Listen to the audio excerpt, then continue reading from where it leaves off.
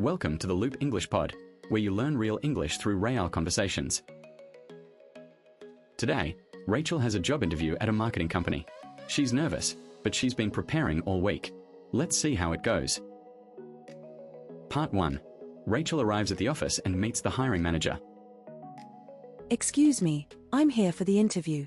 My name is Rachel Thornton. Ah yes, Rachel. Welcome. I'm David Chen, the hiring manager. It's great to meet you. It's great to meet you too. Thank you so much for having me. Of course. Please, have a seat.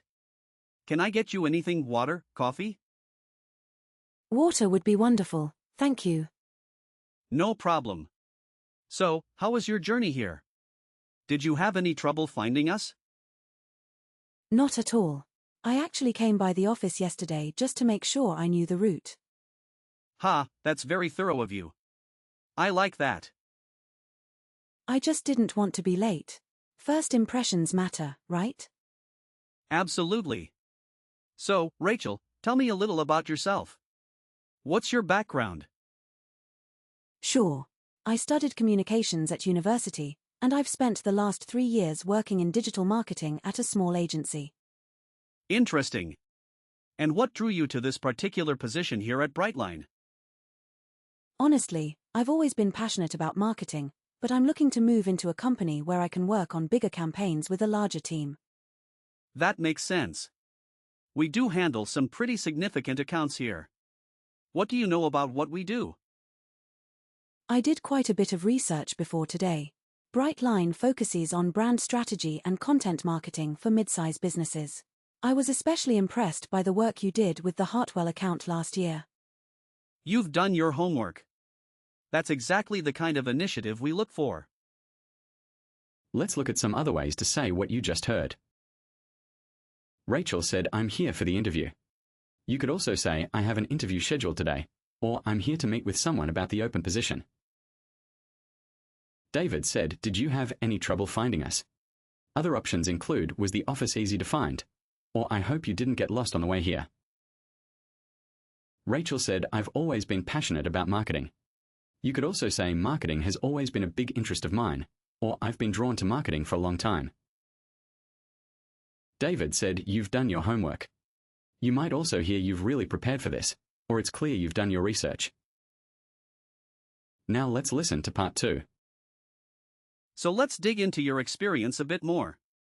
What kinds of campaigns have you managed? I've managed everything from social media campaigns to email marketing sequences. But my strongest area is probably content strategy. Can you give me a specific example of a successful campaign you led? Absolutely. Last year I led a content campaign for a local fitness brand. We grew their social media following by 40% in 3 months. 40% in 3 months, that's impressive. What was the key to that success? It really came down to understanding the audience.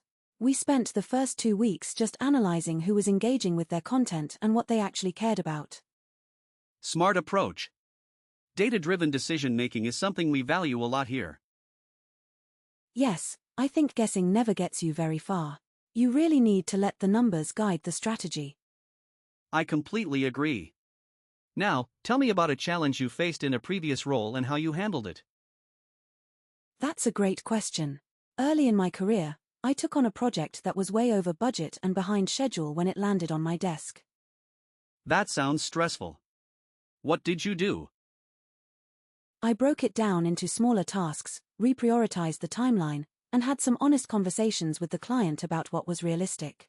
We ended up delivering something everyone was proud of. It sounds like you stayed calm under pressure. That's exactly what we need on our team. I try to stay solution-focused. Getting stressed doesn't solve problems, taking action does.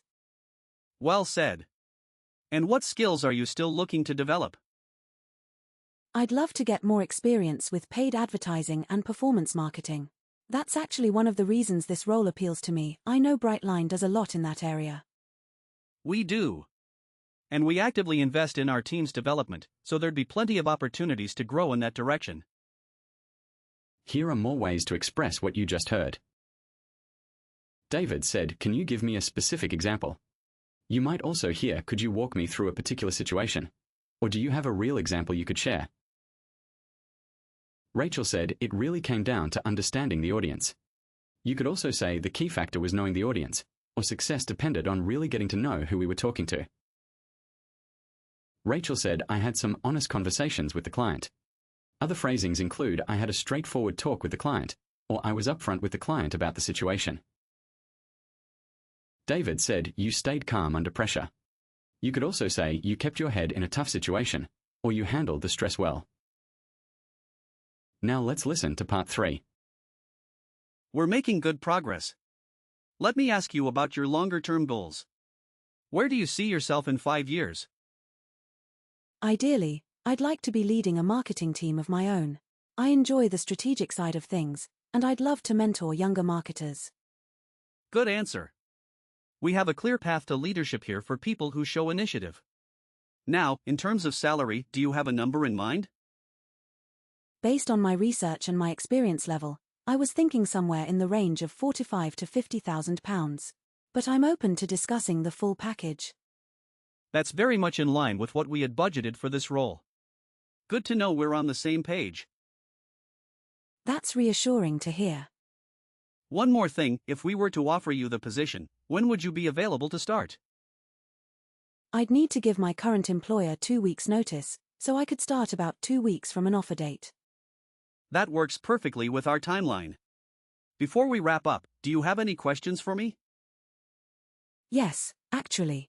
What does success look like for someone in this role after the first 90 days? Great question. We'd want you to have a solid grasp of our key accounts, built relationships with the team, and begun contributing to at least one active campaign. That sounds very achievable. I'd love to hit the ground running. I have no doubt you would. Rachel, I have to say, this has been one of the strongest interviews I've conducted for this position. That means a lot to hear. I'm genuinely excited about this opportunity. We'll be in touch very soon, likely by the end of the week. I think you'll be hearing good news. Wonderful. Thank you so much for your time today, David. It's been a pleasure. Likewise, Rachel. We'll talk soon. Take care. Let's explore a few more useful alternatives. David asked, "Where do you see yourself in 5 years?" You could also say, "What are your long-term career goals?" Or "Where do you hope to be in your career down the road?" Rachel said, "I'm open to discussing the full package." Other ways to say this include, "I'm flexible on the total compensation," or "I'd be happy to talk through all aspects of the offer." David said, "We are on the same page." You might also hear "We are in agreement," or "It sounds like we are aligned on that." Rachel said, "I'd love to hit the ground running." You could also say, "I'm keen to get started straight away," or "I'd want to make an impact as soon as possible." Now let's practice some key phrases. Repeat each one out loud. I'm here for the interview.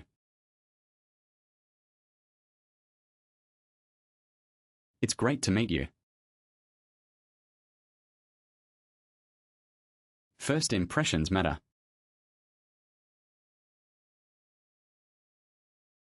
I've done my research. Let the numbers guide the strategy.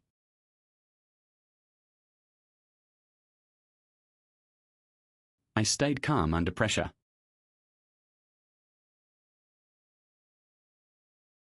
I'm open to discussing the package. We are on the same page. I'd love to hit the ground running.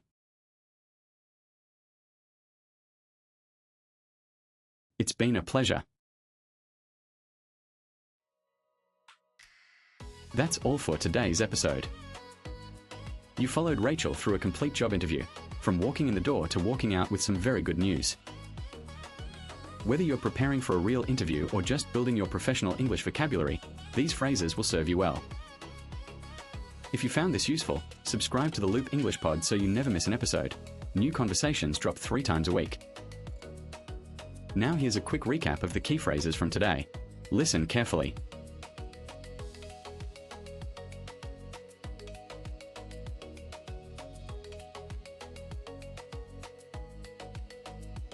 Keep listening, keep practicing, and we'll see you in the next one.